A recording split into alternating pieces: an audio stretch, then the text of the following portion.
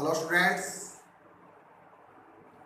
आज का हमारा टॉपिक है भारतीय संविधान की प्रस्तावना, जिसको उद्देशिका भी कहा जाता है। इसको उद्देशिका क्यों कहते हैं? क्योंकि लास्ट वीडियो में हमने पढ़ा था संविधान सभा की जब मीटिंग हुई थी तो उनमें पहली मीटिंग 9 दिसंबर 1946 को, दूसरी मीटिंग 11 दिसंबर 1946 को और तीसरी मीटिंग फिर 2 दिन बाद यानी 13 दिसंबर 1946 को।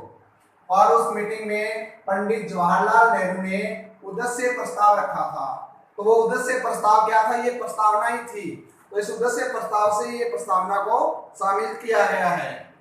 और जब हमारा संविधान बना तो हमारे संविधान निर्माताओं ने विश्व के बड़े बड़े देशों के संविधान का अध्ययन किया और उसमें महत्वपूर्ण चीजें हैं वो भारत के संविधान में जोड़ी।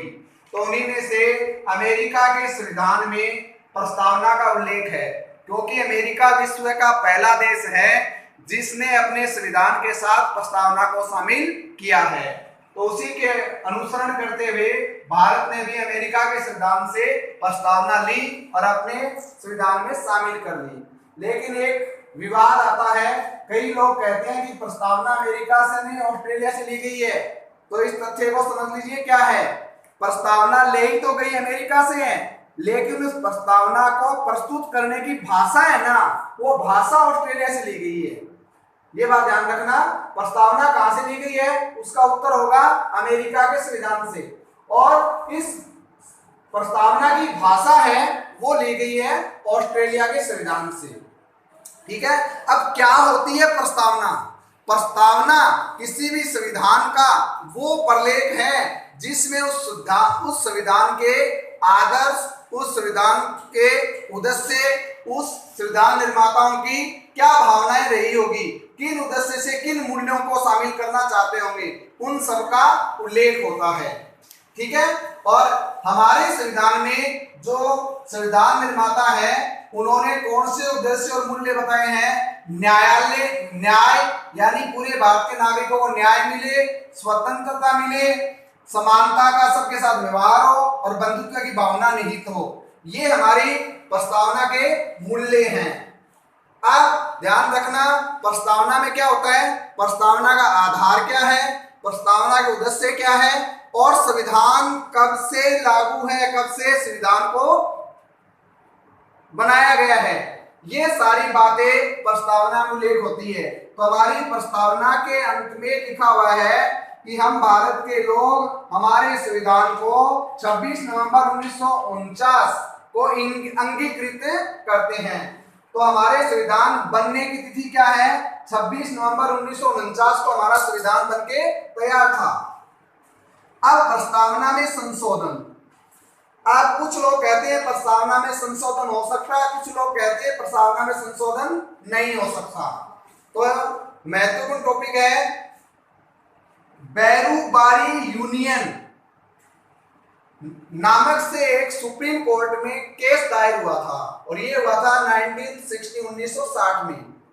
और इस केस का जब रिजल्ट आया, उसका नतीजा आया, तो हमारे सुप्रीम कोर्ट ने उसमें क्या निर्णय दिया, वो निर्णय जाना जाता है बैरूबारी यूनियन 1960 के मुकदमे के नाम से। ठीक है। और उसमें कहा गया कि ये प्रस्तावना है वो भारत के संविधान का भाग नहीं है।